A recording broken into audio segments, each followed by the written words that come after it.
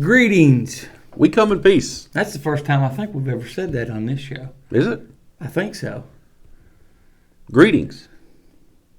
We come in peace. There we go. Okay. I like that better. No, I start out and say greetings. Greetings. I'm Croncat. And greetings, I'm Croncat. Jackasses. See, it don't feel the same. I see that your table is blank. Mm-hmm. Well, I mean, you have stuff there, but that was stuff we talked about on the show.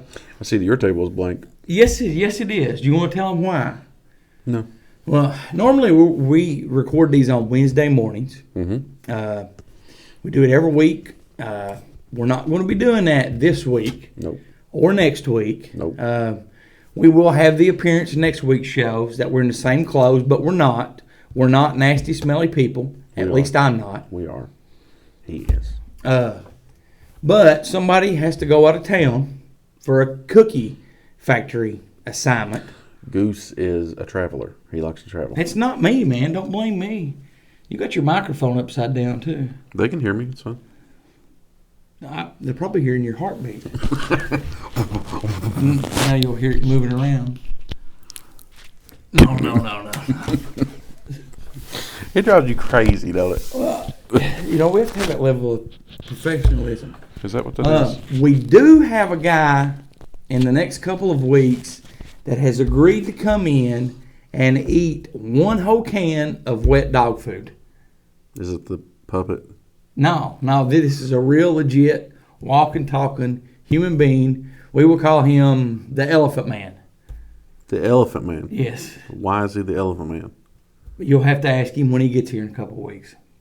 He's going to eat a whole can of wet dog food. He said he would eat a whole can of wet dog food right here on our MidWeek Moment show. For real, seriously. I thought I told you about this. Ooh, no. Yes. Oh. I've told you who the Elephant Man would be in the past, though, right? Yeah, I think so. Okay. Yeah, that's the guy that's going to come in and eat a whole can of wet dog food, and we'll do it right here on the MidWeek Moment. Can I choose the dog food? Sure. Alpo gravy train. Well, we're going to have to make sure that all of our equipment is moved. We'll have a upchuck bucket standing by. That's so exciting, and it's not me that has to do it this time. No, it is not. We did get some emails from the Midweek Moment. I didn't print those off. We will read those in later episodes. I apologize. But like I said, we don't really have anything particular to talk about. I have a red ink pen. Well, that is good. And a few weeks ago, Croncat found out that a very long time ago, I did stand-up comedy. I just found that out. I wish I'd known it earlier. Why are you laughing? Why are you laughing? I brought smiles to people's faces. That's why I'm laughing. Why? Because it was funny. It was a good routine. I do have footage of what he's talking about. It was my, I think, second time in front of an audience. And where was this located at? This was located it was in Corbin, Kentucky in 2006 on the Comedy Depot on Main, I think was the name of the place. I opened up for a band, Stone 11. Okay. Still a great indie band. I still listen to their disc. I've actually transformed it into into my phone and my MP3. It's on my iTunes playlist. Disc. I didn't even know they made vehicles that still had CD players in them. It was. What a jackass you are. I'm this stupid disc. I got my Walkman on my side. Anyway, again, this was from 14 years ago. Are you done? I guarantee it. Are you done? Yeah, I'm good. Okay. Before we show that video... It's 15 years ago. No, it's more than 15. Well, it's 15 years ago. Mm-hmm. Well, I didn't say nothing about it. You said 14 years ago. Okay, well, 15 years ago. I'm sorry. But before we show that, we're going to show a picture of Cronkite in 3rd grade. Here it is. How'd you like that? That's fine. Why did you do that on the first date? Why not? So, Why not? that was a cool lunchbox you had, too. It certainly was. The coolest. Yeah. It's only... I bet you're glad you don't wear glasses anymore. I'm still supposed to. Oh, okay.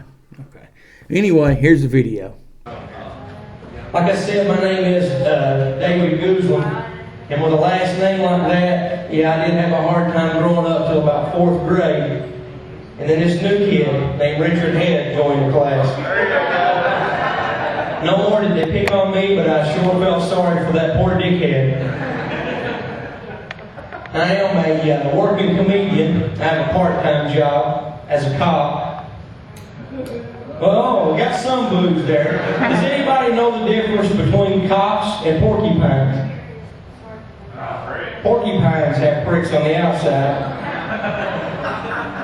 Let me tell you what happened to me one time. This was about 3 months ago. This is a true story. This really happened. I was at a bar back home. It was about 2 o'clock in the morning. I was watching for drunk drivers. This one guy comes out, stumbling around, hat turned sideways, drops his keys, picks them up, gets over, gets in his car. I'm thinking, I've got a DUI. I sat there for 20 minutes. The guy finally starts his car and leaves. I pull the guy over, I give him the breathalyzer. He blows .000. I said, sir, you just stumbled out of the bar, dropped your keys, you barely could walk, got in the car, and you blow .000. I said, what's up with that? He looked at me and he said, tonight I'm the designated decoy.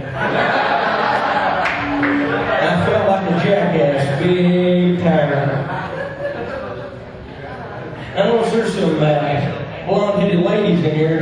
My mom's blonde, I'm blonde also. I love blondes. This next joke's kind of a blonde joke, so I hope it don't offend you all. There was a blonde called in a complaint one time. Said that somebody had stolen parts of her car. Said that they stole the dashboard, the steering wheel, the gas, and the brake pedal. Well, I go to the address and find a lady sitting in the back seat. The car was fully intact, she was just in the back seat. Is anybody here going to get laid tonight? Let me see a show of hands or a round of applause if anybody's going to get laid. Alright. I may be getting laid, it depends on how much I make after this. If I don't make a whole lot, I'm still going to get a blowjob. 75 cents at the car wash with the vacuum cleaners. Pretty good.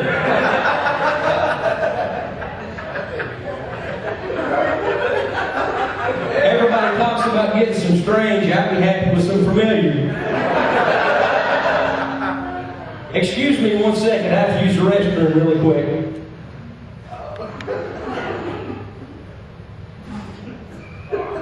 I'm finished now. I love Depends. You can take a shit anywhere. Matter of fact, I'm pissing right now. You can't even tell it, can you? Me and my girlfriend recently broke up. I had to break up with her. I couldn't take it anymore.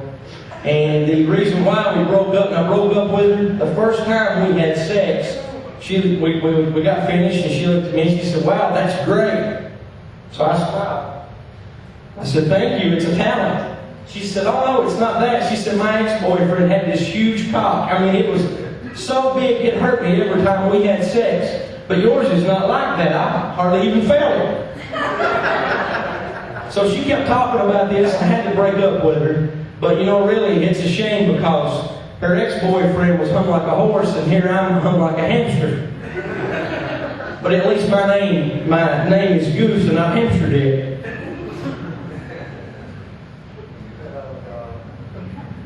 Well, after me and this girl broke up, I met a new girl. I had to go meet her parents. She was old-fashioned. So I went to her parents' house. I sat on the couch and they had a house dog named Spot. I just had Mexican food a few hours before, and everybody knows what Mexican food does to you. It does two things to me. I'm either going to take a shit or I'm going to fart all over the place. Well, I got gassy. So Spot jumped up in my lap, and Spot would not get down. So I just eased out a silent fart.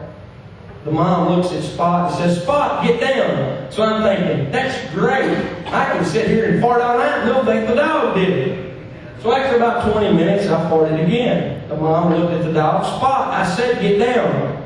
So we talked for another 20 minutes. I let 5 or 6 more farts off. The last one was really bad. The mom quit talking and looked at Spot and said, Spot, I said get down before he shits all over you.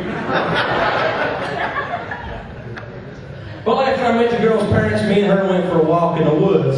We've been walking about a half an hour, so we stopped to take a break. We started messing around. After about 15 minutes, I said, I have to quit. I need a flashlight. She said, yeah, you do. You've been eating grass for the last 10 minutes. On my way down here, I stopped at Walmart and had some funny things happen to me. This is really funny. I was back in the toy aisle. I have 2 kids, but I was by myself. I still have to go look at toys and play with toys. And there was this lady, had her daughter back there, 5 or 6 years old. She asked her mom, she said, Mom, can I have this doll? And the mom said, no, you can't have that doll. So the girl falls on the floor and starts jerking and making funny noises, you know. And the mom yells at the girl, no, don't do that. And I walked up to the mom. I said, ma'am, your daughter just wants a toy. You don't have to yell at her. She looked at me and she said, do you have any kids? I said, yeah, I do. She said, well, mine's having a seizure, nosy ass, back off.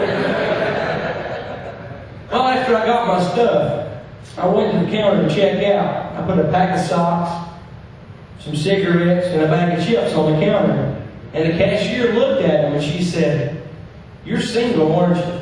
I said, yeah, I am. You can tell that just by looking at what I bought. She said, no, I knew you were single because you're fucking ugly.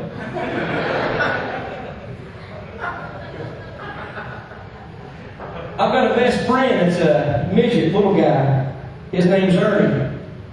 He's no relation and he doesn't work in a tree making cookies or anything like that. But Ernie was telling me about this funny thing that happened to him. He went to a bar one night, sitting at the bar. He said this beautiful blonde, about 5'5", about 2 feet taller than him, came in.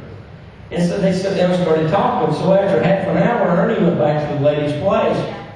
And she said, well, I've never had sex with a midget before, and I'm really curious. He said, well, close your eyes, take your clothes off, and lay down on the bed. Well, she did that, and she felt the longest, hardest thing that she'd ever felt. And she said, that feels great. Ernie said, wait till I get the other leg in, it's going to feel even better. Well, Ernie had a doctor's appointment one day. I took him to the doctor. We were getting in the elevator. I'd already pushed the button. Ernie was standing back, and this big old hand reaches through. His elevator doors are about to shut, pushes the doors open. This big guy gets in. Ernie looks up at him and says, you're the biggest man I've ever seen. The guy looks at Ernie and says, I'm 6'9", 269 pounds with 16 inches. I'm Turner Brown. Ernie faints. When he comes to, he looks up at the big guy again. He says, sir, what did you just say? So the guy repeats it. He says, I'm 6'9", 269 pounds with 16 inches. My name's Turner Brown. Ernie looked at the guy and went, for a second, I thought you said turn around.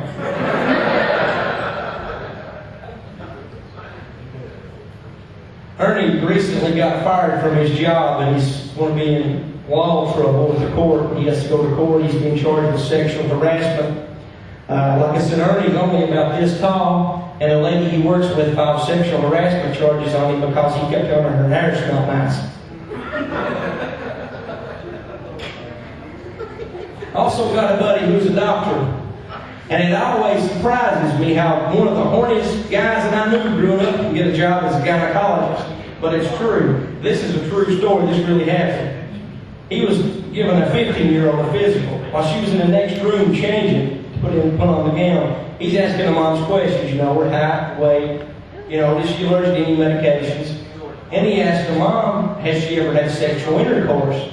Well, the mom thinks about it, and she said, I don't know if she has or not, but if the medical card will pay for it, go ahead and give it to her. That's a true story. Also, this guy, he was at a bank recently, and he went to sign his check.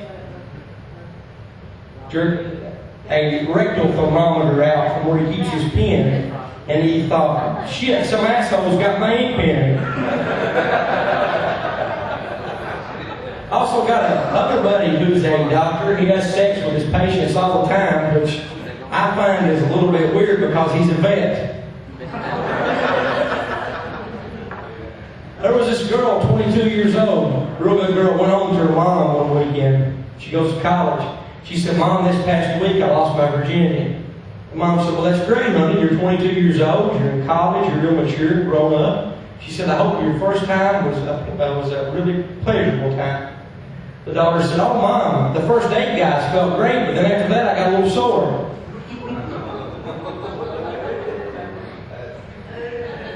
There's a lady who hits the lottery. She goes home to her husband. She says, "Honey, I just hit the lottery. Pack your bags." He said, "That's great, dear. Should I pack for warm weather or cold weather?"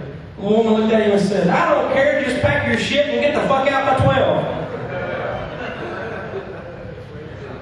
There was these 3 nuns working in the sanctuary one day. It's a hot summer day. They didn't have air conditioning, so it was customary these nuns take their robes off and they worked in the nude. Well, they went and locked the door. And they took their robes off. Well, they hear a knock at the door. The first nun goes back to answer the door. And she says, "Who is it?" And he says, "The blind man." So she unlocks the door, goes back in, tells the girls, "Girls, it's just the blind man." So the blind man comes in and says, "Hey, nice tips. Where do you want these shades hung at?" There was a guy one night stumbles out of a bar drunk. He sees this nun walking towards him. He goes up, punches her in the face. The nun falls on the ground. He kicks the shit out of her. He looks down and says, "You're not so tough tonight, are you, Batman?"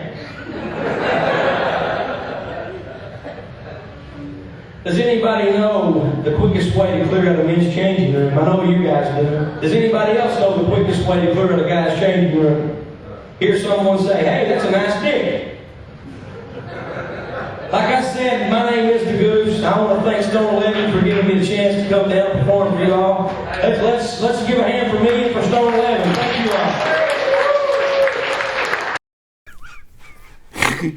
all. Still listen to it on my disc. Oh, Han, welcome back. I hope you enjoyed that. I hope you did too. Well, what did you think about it?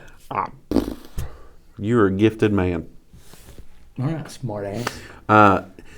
Like I said, that was only like my second or third time on stage. Goose. A lot of the jokes, some of them were original, some of them were not, just to get my stage presence up. Goose is going to be signing autographs just outside of Bunker Studio with his CD discs things that he's going to sign for you. Really? Mm-hmm. Really? Mm-hmm. That's it. Mm-hmm. That'll do it for this week. We'll see you next week, and until then, so long for now.